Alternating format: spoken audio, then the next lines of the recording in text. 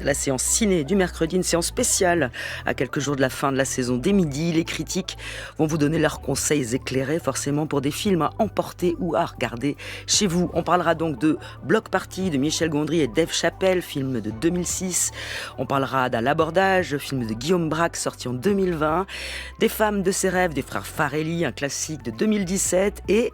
encore plus classique peut-être, Les naufragés de l'île de la Tortue de Jacques Rosier, sorti en 1976. Et je vous présente nos généreux donateurs aujourd'hui. Lucille Como, critique et productrice du Regard Culturel, du lundi au vendredi à 8h55 dans les matins de Culture. Bonjour. Bonjour Marie. Guillaume Aurignac, critique, auteur et réalisateur. Bonjour. Bonjour Marie. Et bienvenue à tous les deux. Alors avant de vous écouter en direct dans le studio dès midi tous les deux, Boris Pinault est allé faire un tour en coulisses dans les couloirs de France Culture pour recueillir les conseils d'autres voix de la station. Vous devriez les reconnaître. Le film que je vous conseille de regarder cet été, c'est en fait deux films, le Canto Uno et le Canto Doué de Mektoub My Love d'Abdelatif Kechiche. C'est un peu ton sur ton car on est dans les années 1990, c'est l'été, il fait chaud. Une bande de jeunes gens mange, fait la fête, va à la plage, se désire et Kechiche en profite pour interroger son propre désir de filmer. Le film que je vous recommande de voir cet été, c'est un film qui s'appelle Les Chaussons Rouges, qui est un film en Technicolor du réalisateur britannique Michael Powell, et qui est un film sur la danse qui reprend un conte assez classique d'Andersen. On suit une très jeune ballerine qui veut réussir et qui rencontre un maître de ballet complètement démiurge qui lui dit qu'il faut qu'elle consacre sa vie entière à la danse. Et en face, elle tombe amoureuse d'un musicien qui lui aussi a cette même ambition. C'est l'un des films les plus visuellement beaux de la Terre. Prenez le temps de voir ce film qu'on ne connaît pas assez en France. Mon film fétiche, c'est La soif du mal d'Orson Welles. C'est un film de 1959 que j'ai découvert un peu tard puisque je voulais faire des études de cinéma et j'avais imaginé pour passer un concours, un grand travelling d'entrée. Et puis en fait, le jour où j'ai vu La soif du mal, j'ai découvert que c'était l'ouverture, 3 minutes 30 de La soif du mal, où on suit Charlton Heston et Janet Leigh à la frontière américano-mexicaine. Et d'un seul coup, je me suis dit que c'était peut-être pas la peine de vouloir refaire des études de cinéma, mais en revanche, je considère ce film comme mon film fétiche. Alors, c'est noir et blanc, c'est sombre, c'est un film peut-être pour l'été, mais vers minuit et demi.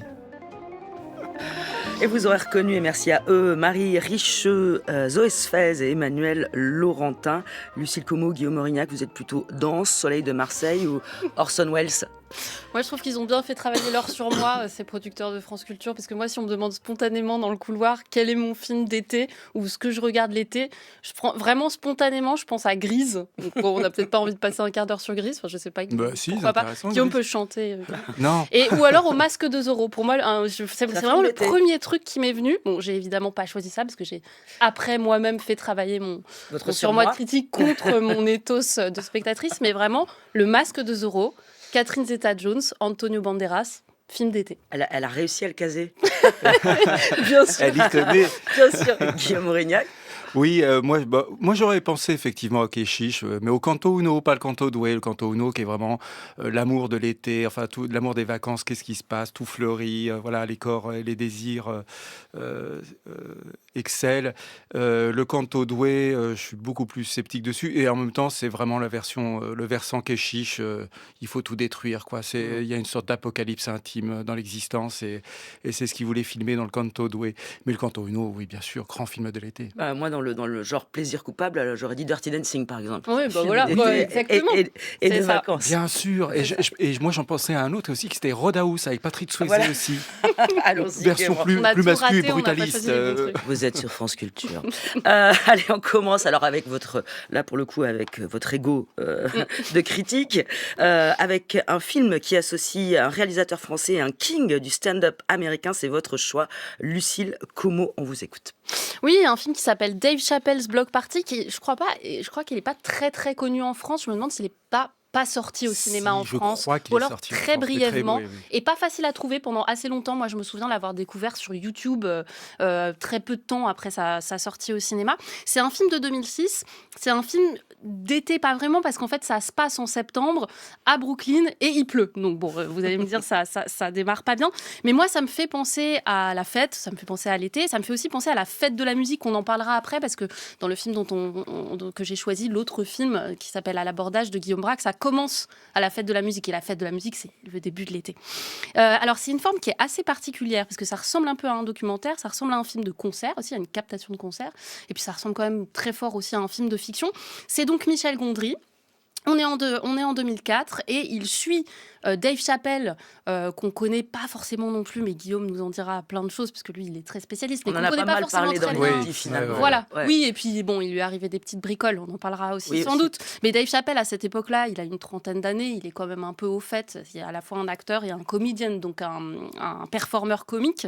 Et donc, il décide d'organiser quelque chose qui est une tradition, en gros, depuis les années 70, à New York surtout, qui est une block party. Une block party, c'est quoi ?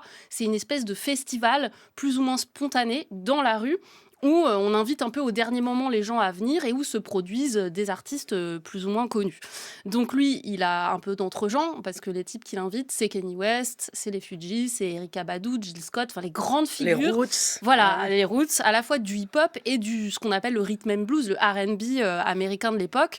C'est assez marrant, mais on en parlera aussi sans doute, de constater que d'ailleurs, c'est des gens qui ont pour certains un peu disparu du circuit ou alors qui font complètement autre chose, et c'est il n'y a pas si longtemps, et en fait ça a quand même bien changé. Donc il est dans le quartier de Bed-Stuy à Brooklyn. Il pleut, donc on voit quand même des gens avec des capes de pluie à l'image, mais il y a une espèce de joie et de grande énergie que réussit à retranscrire Gondry.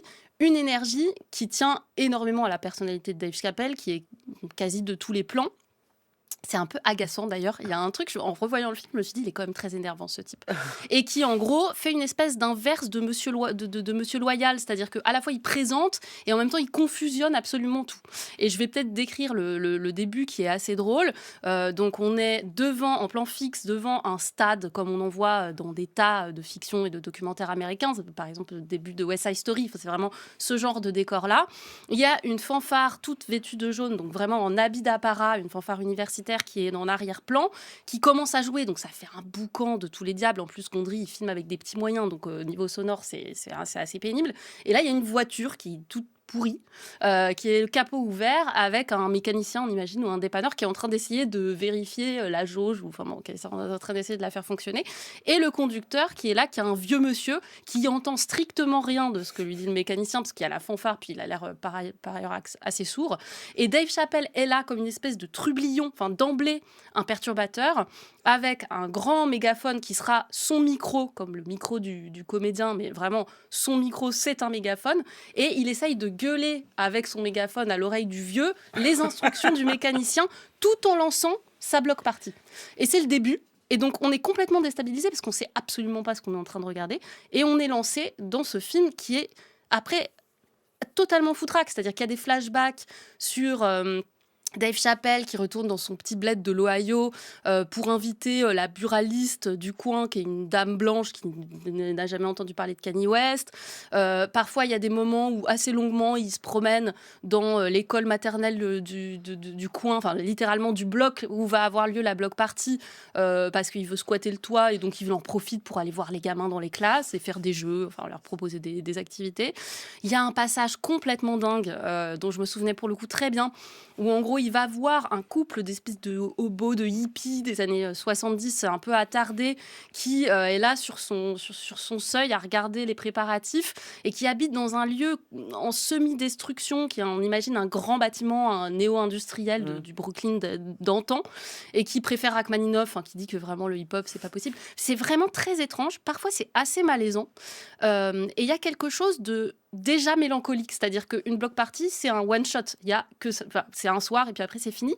Et on le sent dès le départ. Et moi, ça me fait très fort penser aux vacances. Cette espèce de sensation d'excitation, on sait que ça va avoir lieu, il va y avoir ce truc, c'est un truc très enfantin, et c'est déjà fini. Voilà. Qu'est-ce qui était malaisant, vous disiez? Alors, ce que je trouve malaisant, c'est... alors moi, Dave Chappelle me met très mal à l'aise. Je pense que c'est fait exprès. Je pense que ça fait partie du plaisir aussi bizarrement paradoxal de voir le film. Mais il me met très mal à l'aise. Il prend énormément de place. On ne sait pas très bien quel est son talent, parce qu'il fait des vagues numéros qui tombe à plat exprès. Il y a un jeu avec la destruction. Il a quand même un peu envie de détruire ce type.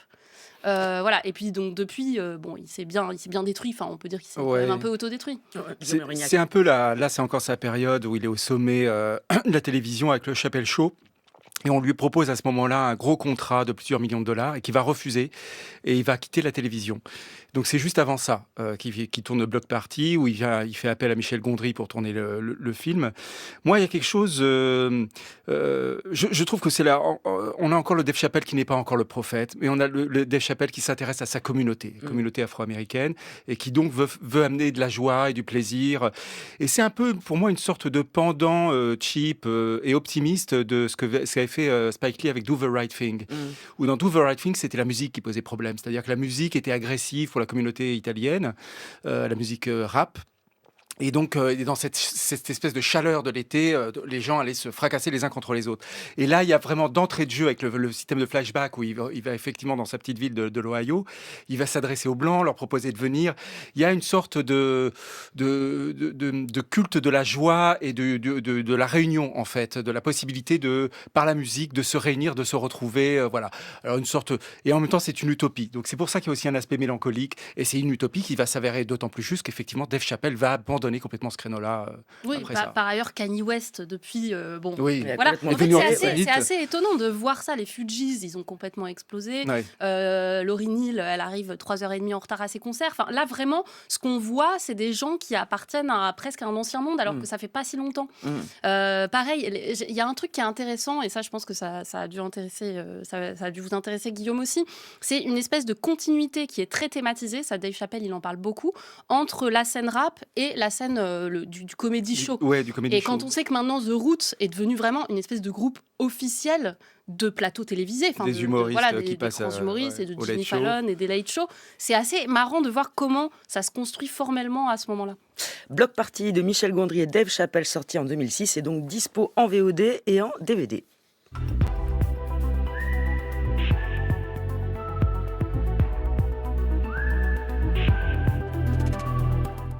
Guillaume Aurignac, on reste aux États-Unis pour votre conseil avec un film des frères Farrelly, Peter et Bobby, à qui on doit entre autres la comédie Dumb and Dumber, Marié à tout prix, Fou d'Irène. Mais là, le long métrage n'est peut-être pas celui qui a eu le plus de succès. Non, c'est un long métrage qui est plutôt sur leur fin de carrière. Il date de 2007. Le pitch en une phrase, c'est un homme qui s'est marié trop vite et qui va tomber amoureux d'une autre femme pendant son voyage de noces. Alors cet homme, c'est Eddie Cantor, qui est joué par Ben Stiller. Moi, le film m'intéresse parce qu'il est joué par Ben Stiller. Ah oui. Et donc, il y a je cite quand même la femme de ses rêves. Quand même. J'ai oublié si c'est le titre. Oui, Heartbreak Kid en anglais. Donc il part en voyage de noces, Eddie Cantor, et surtout il se marie avec une femme un peu trop vite, sous forme de pression sociale, parce que son ex est marié, ses amis sont mariés, son père lui dit qu'il faut qu'il se marie. Et donc sous cette pression sociale, il va se marier avec cette jeune femme blonde, qui est vraiment une sorte d'idéal du rêve américain, qu'il a rencontré, et il se marie 6 mois après, par un concours de circonstances.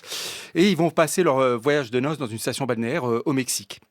Évidemment, dès qu'ils partent en voiture, elle s'avère être une jeune femme qui est criarde, qui est un peu vulgaire, qui a un tempérament sexuel très débordant, qu'il n'arrive plus à suivre.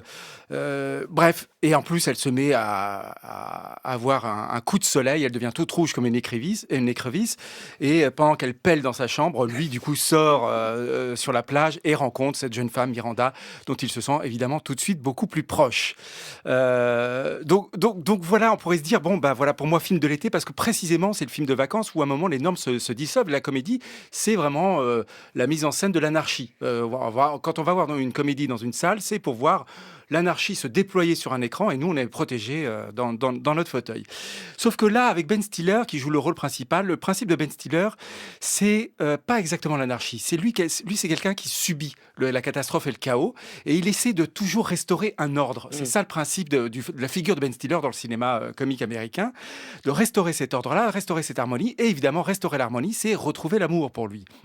Dans cette espèce de chaos insensé qui est mis en scène par les frères Farrelly. Le film date de 2007, je le précise, parce qu'aujourd'hui, beaucoup des gags, moi je trouve très drôle, mais beaucoup des gags réclameraient un service juridique, très clairement. C'est des gags qui sont très offensants sur les minorités. Les Mexicains sont montrés de manière très folklorique, vraiment à la limite du racisme. Mais en même temps, je trouve ça très drôle.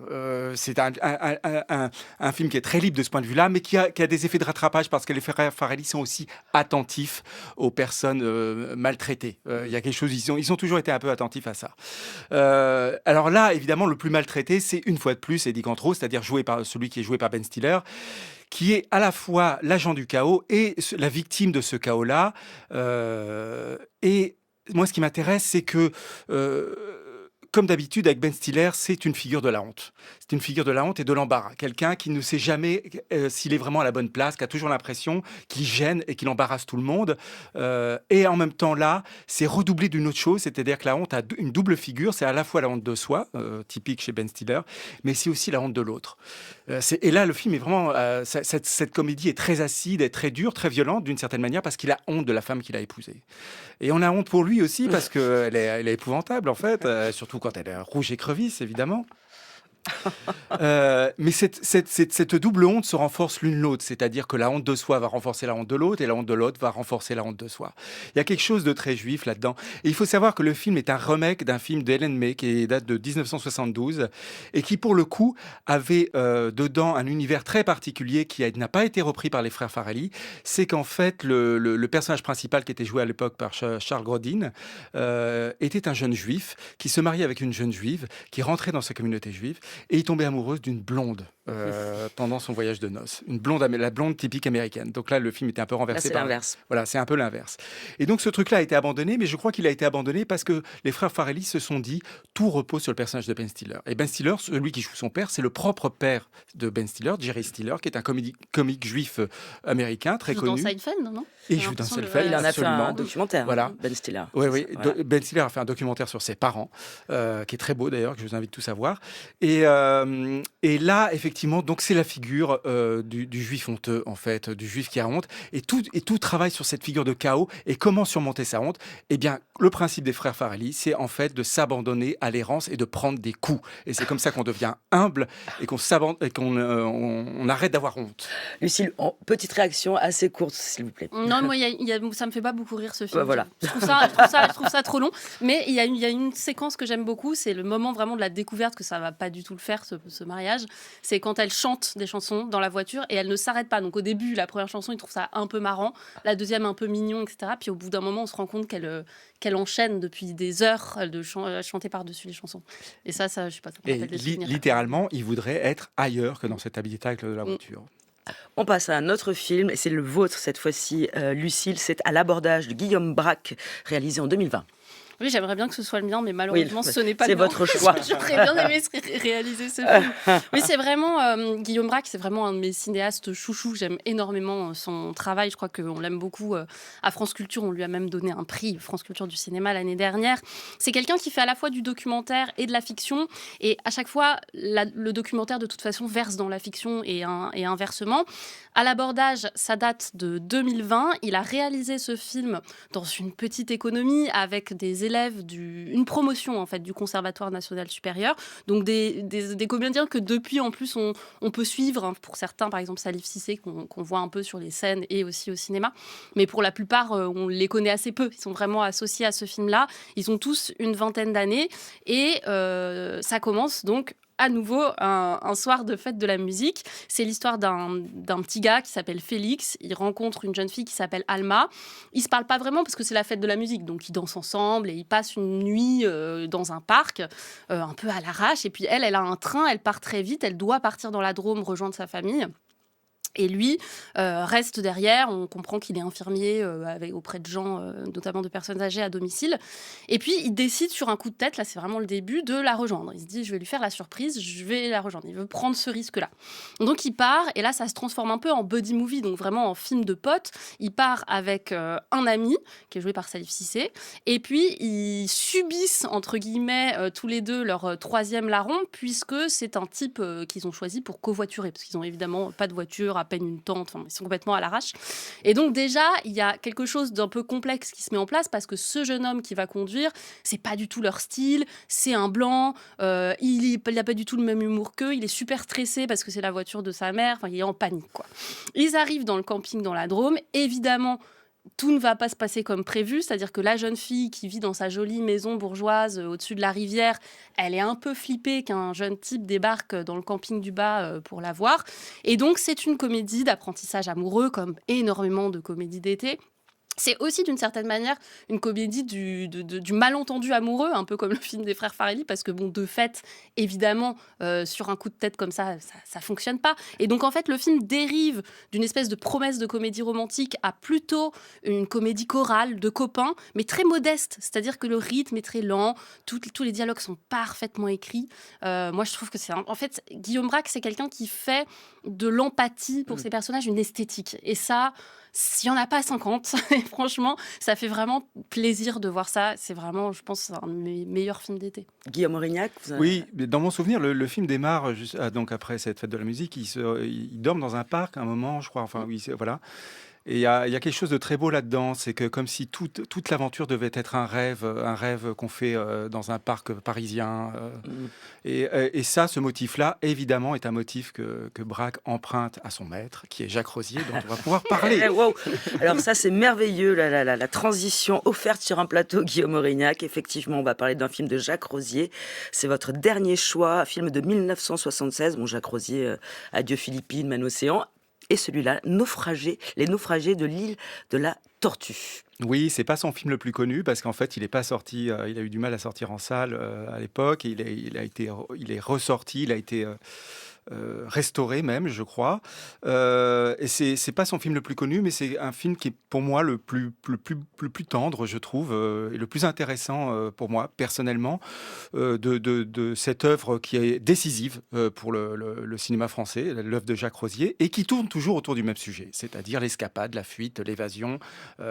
Comment on fait dissoudre les normes d'un seul coup et sur un coup de tête, on décide de partir ou sur un accident pour essayer de se retrouver. Et ça ne marche pas toujours. C'est la beauté aussi un peu mélancolique de l'œuvre de Jacques Rosier. Alors ici, le pitch est très particulier parce qu'il va...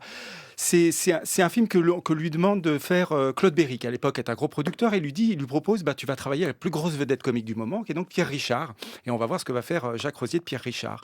Il va le prendre un peu à l'envers, Pierre Richard.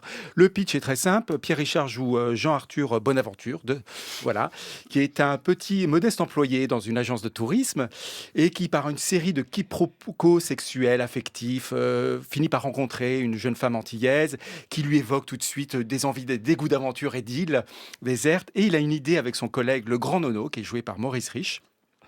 Et cette idée qu'il présente à leur direction, c'est de dire maintenant, désormais, on va proposer aux vacanciers d'aller sur une île déserte et il n'y aura rien. Ils se débrouillent tout seuls. C'est un pré-Koh-Lanta, en fait. Voilà. Il n'y aura rien. Et évidemment, ils vont trouver des slogans pour ça. Donc ça va s'appeler Robinson, 3000 francs, rien compris. Ou Robinson, démerde-toi. Ouais, c'est ça. Je l'aime bien, autre slogan, voilà. Alors évidemment, ils sont envoyés tout de suite faire des repérages, sauf que le grand Nono ne veut pas y aller, il a peur, c'est joué par Maurice Rich, et il envoie à la place son petit frère, qui est le petit Nono, et qui est joué par Jacques Villeray. Alors déjà, c'est un très bon point du film, pour quelqu'un comme moi qui a toujours un peu confondu à certains moments, quand il était gamin, Maurice Rich et Jacques Villeray. Eh bien, je suis très content de voir un grand cinéaste à utiliser cette confusion-là, en montrant qu'ils étaient frères, mais en remplaçant l'un par l'autre. Et en fait, ils vont donc repérer, et très vite, la direction leur envoie les premiers vacanciers. Ils n'ont pas eu le temps de préparer vraiment, et évidemment, ça va être une catastrophe. C'est un véritable fiasco. C'est-à-dire la préparation de l'aventure devient un fiasco, et donc devient le principe de l'aventure même, ce qui est toujours le motif des films de Rosier. Mais il y a quelque chose de très beau là-dedans, c'est que ce que note Rosier, c'est qu'en fait, on ne peut pas programmer l'aventure. L'aventure, c'est accepter le réel, c'est accepter l'accident, c'est accepter la déroute. Et lui, il le sait très bien, il le sait d'autant plus que son cinéma redouble constamment ces questions-là, puisque c'est un cinéma de l'hyper-préparation. Évidemment, c'est un cinéma qu'on pense très naturel. Il y a vraiment un mélange chez lui de très grand naturel et de romanesque miniature. Mais ce très grand naturel est travaillé énormément par Jacques Rosier. Il travaillé pendant le tournage avec un système de dispositif où il insère ses comédiens dans ce dispositif-là, et il est travaillé au montage. Il fait des montages de 2 ans, 3 ans pour essayer de retrouver quelque chose de totalement réel, comme si on y était vraiment. Et c'est donc de la pure fabrication. Mais il sait que plus on fabrique, c'est le meilleur moyen d'accueillir le réel. Et en fait, tout ce tournage-là, ça a été d'accueillir des accidents. C'est-à-dire que, par exemple, Maurice Rich au bout d'un moment, dit non, je ne vais pas aller faire le tournage sur les îles, je suis pris par quelque chose. Et donc, sur le moment même, il le remplace par Jacques Villeray. Il a cette intuition folle de dire il faut remplacer par Jacques Villeray, sauf que Maurice Rich a déjà tourné ses scènes à Paris. Et donc, c'est Jacques Villeray qui va jouer le petit frère. Et ça marche, c'est sublime. C'est sublime, on a l'impression que l'un remplace l'autre. Enfin, il y a une sorte de double, mais de double majestueux avec ce nono qui devient le Sancho Panza de Pierre Richard. De Pierre Richard. Et quand il prend Pierre Richard, à la fin, Pierre Richard dit à un moment, il doit être aussi, lui aussi rapatrié en France en catastrophe. Et donc, à un moment, il réinvente complètement sa fin avec Pierre Richard qui disparaît littéralement du film, qui est perdu. Et on va le retrouver. En fait, ça sera filmé à Paris quand on va le retrouver. Donc, il y a cette invention constante aussi avec un sens de l'effort. C'est à un moment, il y a une scène sur la plage où on voit juste le contre-champ de ce que regardent les vacanciers. Et ça aurait pu être filmé au pied de leur hôtel, puisqu'il y avait une plage. Et il les a quand même emmenés sur une île, 5 heures. Et finalement, il filme juste au contre-champ. Et là, les comédiens lui ont dit, mais pourquoi tu fais ça? Il lui dit, mais parce que sinon, j'aurais mal filmé vos yeux. Donc, il y a vraiment un sens de l'effort pour arriver à un pur sens du naturel. Mais ce sens du naturel, c'est de dire... Le principe de l'escapade, le principe de l'évasion, c'est d'accueillir le réel. Et pour accueillir le réel, il faut être vraiment préparé. Vous êtes préparé? Vous êtes prêt à accueillir le réel? Pendant les vacances, vous voulez dire? Oui. Moi, jamais. Moi, si, évidemment. Bien je sûr. suis là pour avaler tout ce qui va m'arriver. Merci à l'un et à l'autre pour toutes ces propositions et ces conseils de films à regarder cet été si vous avez la chance de partir en vacances ou pas. Demain, avec les critiques, on parlera bande dessinée et on vous conseillera également quelques albums à lire ou à relire. Merci à tous les deux, Lucille Como, Guillaume Aurignac. À très bientôt.